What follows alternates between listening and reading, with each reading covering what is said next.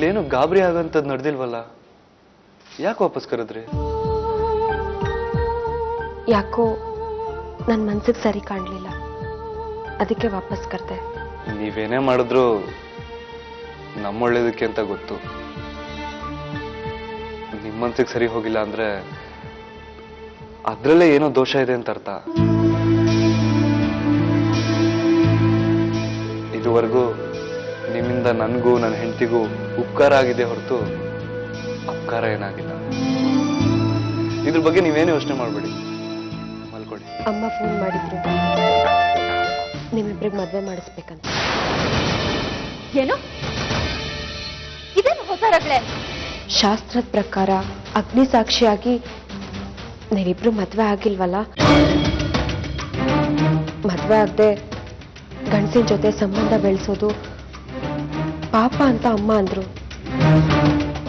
ಪಾಪ ಪುಣ್ಯ ನಿನ್ ಕರ್ಮ.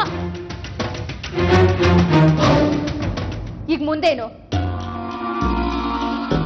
ಅಮ್ಮ ಅಜ್ಜಿ ನಿಮಗ್ ಮದ್ವೆ ಮಾಡಿಸ್ಬೇಕು ಅಂತ ಯೋಚನೆ ಮಾಡ್ತಿದ್ದಾರೆ.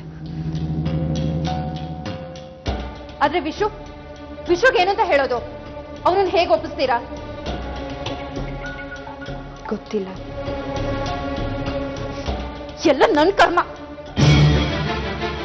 ಪ್ರತಿ ವರ್ಷ ನಿಮ್ಮ ತಂದೆ ನಾವೆಲ್ಲ ಕೊಲ್ಲೂರು, ಉಡುಪಿ, ಆನೆಗುಡ್ಡೆ, ಗೋಕರ್ಣ ಇಲ್ಲೆಲ್ಲ ಹೋಗಿ ಶಿವರಾತ್ರಿ ದಿವಸ ಮುರುಡೇಶ್ವರಕ್ಕೆ ಹೋಗಿ ಬರ್ತಾ ಇದ್ವಿ. ಈ ವರ್ಷ ನೀವಿಬ್ರೇ ಹೋಗ್ಬಿಟ್ಟು ಬರ್ಬೇಕು. ಕೊನೆ ಪಕ್ಷ ಕದ್ರಿಗಾದ್ರೂ ಹೋಗ್ಬಿಟ್ಟು ಬನ್ನಿ.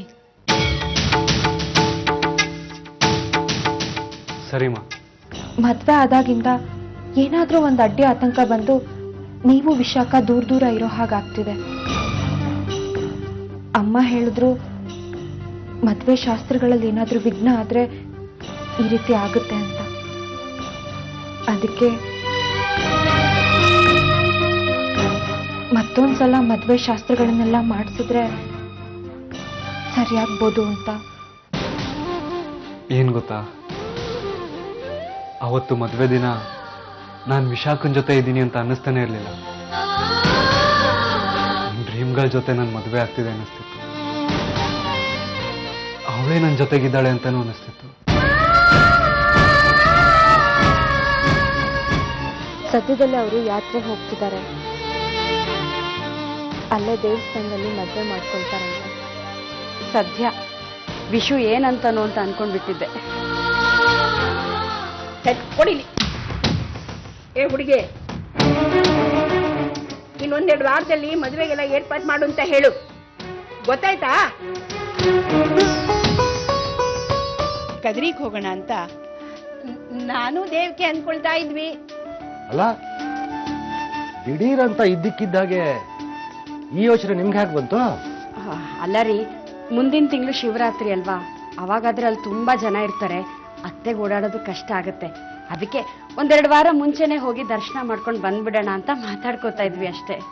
ಆಯ್ತು, ಯಾವುದಾದ್ರೂ ಬೇರೆ ಪುರೋಹಿತರಿಗೆ 1-2 ದಿನದ ಮಟ್ಟಿಗೆ ದೇವಸ್ಥಾನದಲ್ಲ ಪೂಜೆ ಮಾಡಿ ಅಂತ ಕೇಳ್ಕೊಳ್ತೀನಿ.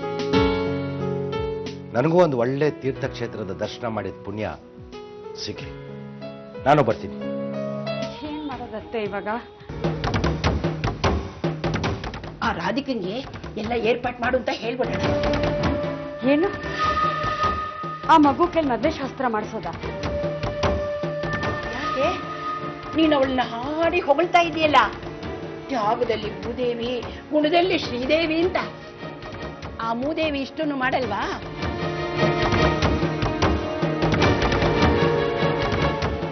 ಹೇಳ ಅವಳಿಗೆನೆ. ವಿಶಾಖ ಫೋನು ಕಣ್ ಕಾಣಿಸ್ತಿಲ್ವಾ? ನಾನು ಬ್ಯುಸಿಯಾಗಿದ್ದೀನಿ, ನೀನೇ ರಿಸೀವ್ ಮಾಡು. ಹಲೋ ರಾಧಿಕಾ, ಒಂದ್ ಸಮಸ್ಯೆ ಆಗ್ಬಿಟ್ಟಿದೆ ಮಗಳೇ.